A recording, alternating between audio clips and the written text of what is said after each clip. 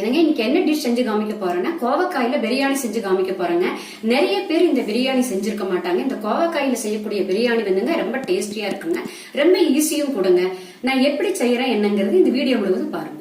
கோவக்காய் பிரியாணிக்கு பாருங்க, பாசுமதி ரைஸ் வந்துங்க 300 கிராம் எடுத்திருக்கிறேங்க. இப்ப இது என்ன செய்யறேன்னாங்க, 2 தடவை கழுவிடலாங்க.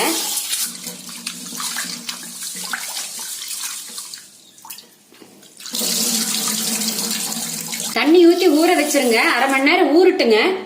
பிரியாணி செய்ய ஆரம்பிச்சிடலாங்க. ஒரு பிரஷர் பேன் ஒன்று எடுத்து வச்சுக்கோங்க. 3 டேபிள் ஸ்பூன் கடலை எண்ணெய்ங்க, 2 டேபிள் ஸ்பூன் நெய் ஊத்திக்கலாங்க. நல்லா காயிட்டுங்க. பிரியாணிக்கு தேவையான மசாலா பொருட்கள் பாருங்க: பட்டை, கிராம்பு, ஏலக்காய், அன்னாசி மொக்கு, மராட்டி மொக்கு, கல்பாசி, பிரியாணி இலைங்க, ஜாதி பத்திரி ஒன்னு எடுத்து வச்சிருக்கேங்க. பாருங்க, இது எல்லாமே இந்த நெய் ஆயில்ல வதக்கிடலாங்க.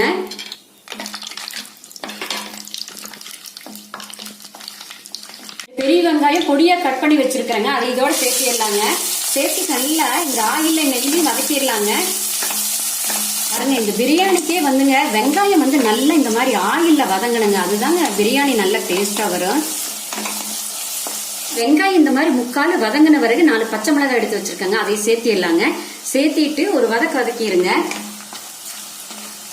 இந்த மாதிரி வதக்கிட்டு பாருங்க, இஞ்சி பூண்டு விழுது வந்துங்க 2 டேபிள் ஸ்பூன் எடுத்து வச்சிருக்கேன், அதை இதோட சேர்த்து நல்லா இந்த ஆயில்ல வதக்கிடலாங்க. அப்பதான் இந்த பச்சை வாசனை எல்லாம் போகும். இஞ்சி பூண்டு விழுது வந்துங்க தக்காளி போடுறதுக்கு முன்னாடி போட்டு வதக்குங்க. 3 தக்காளி பாருங்க மிக்சியில அரைச்சு வச்சிருக்கிறேங்க, அதை இதோட சேர்த்துக்கலாங்க. நல்லா இந்த ஆயில்ல வதக்கி விட்டுக்கலாங்க. தக்காளியை நல்லா இந்த ஆயில்ல வதக்கி விடுங்க, அப்பதாங்க பச்சை வாசம் எல்லாம் போகும். வெங்காயம் தக்காளி எல்லாம் பாருங்க ஆயில்ல வதங்கி அளவுகள் எல்லாம் கம்மி ஆயிடுச்சு பாருங்க. எண்ணெயும் நல்லா பிரிஞ்சு வந்துருச்சு பாருங்க. இப்ப என்ன செய்யறேன்னா பாருங்க, கொஞ்சமா மல்லித்தலைங்க, கொஞ்சம் புதினா இலைங்க, இதை 2ஐயும் சேர்த்து நல்லா ஆயில்ல வதக்கி விட்டுக்கலாங்க. இந்த பிரியாணியே வந்துங்க வதக்கறது தாங்க இருக்குது.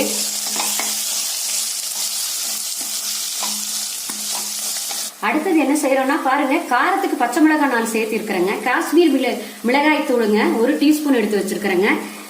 வீட்லயே அரைச்ச பிரியாணி மசாலாங்க 1/2 டீஸ்பூன் எடுத்து வச்சிருக்கேங்க. இதையும் சேர்த்து நல்லா ஆயில வதக்கிடலாங்க.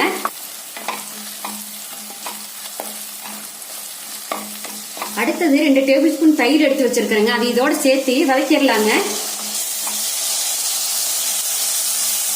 கோவக்காய் பாருங்க 2ஆ கட் பண்ணி 4 பீஸ் வர்ற மாதிரி கட் பண்ணி வச்சிருக்கிறேன். இந்த காய் இதோட சேர்த்திடலாங்க. நல்லா வதக்கி விடலாங்க. இந்த மசாலாவோட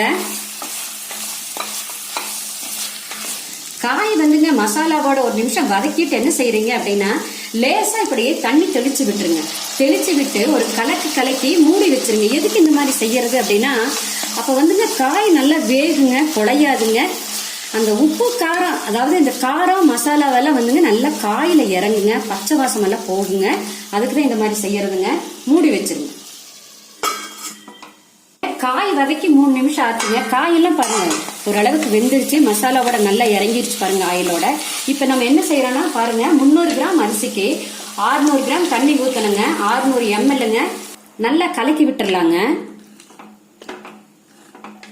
பாருங்க, இந்த கோவக்காய் எல்லாம் குழஞ்சிரும் நினைக்காதீங்க, ஒன்னும் ஆகாதுங்க.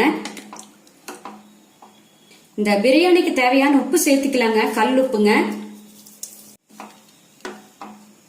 பாருங்க லைட்டா கொதிக்க ஆரம்பிச்சிருச்சு பாருங்க. இப்ப நம்ம ஊற வச்சிருக்கிற அரிசியை தண்ணி இல்லாம சேர்த்துக்கலாங்க. இதோட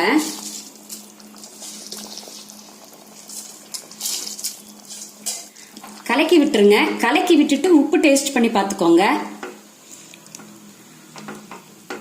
கொதி வரட்டுங்க. பாருங்க, இந்த மாதிரி கொதிக்க ஆரம்பிக்கும் போது என்ன பண்றீங்கன்னா, எலுமிச்சம்பழம் அரைப்பழம் புளிஞ்சு வச்சிருக்கிறேங்க, அதை இதோட சேர்த்திடலாங்க. மூடி போட்டு மூடி சிம்ல 1 விசில் மட்டும் விட்டு நிறுத்திடுங்க. 1 விசில் வந்து நிறுத்தி இருக்கிறேங்க. இப்ப ஓபன் பண்ணி பாக்கலாங்க.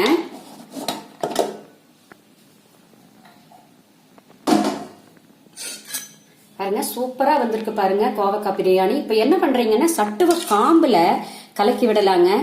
பாருங்க காயெல்லாம் பாருங்க குழையவே இல்லை பாருங்க, சூப்பரா இருக்கு பாருங்க. ரைஸும் பாருங்க உதிரி உதிரியா இருக்குது பாருங்க. நம்ம இப்ப என்ன செய்யறோம்னா, வேற ஒரு பாத்திரத்துல மாத்திக்கலாங்க. கோவக்காய் பிரியாணியில பாருங்க அரிசியும் குழையவே இல்ல, காயும் பாருங்க கரெக்டான பதத்துல வந்திருக்குது. இங்க பாருங்க எப்படி உதிரி உதிரியா இருக்குதுன்னு பாருங்க. சூப்பரா வந்திருக்குங்க.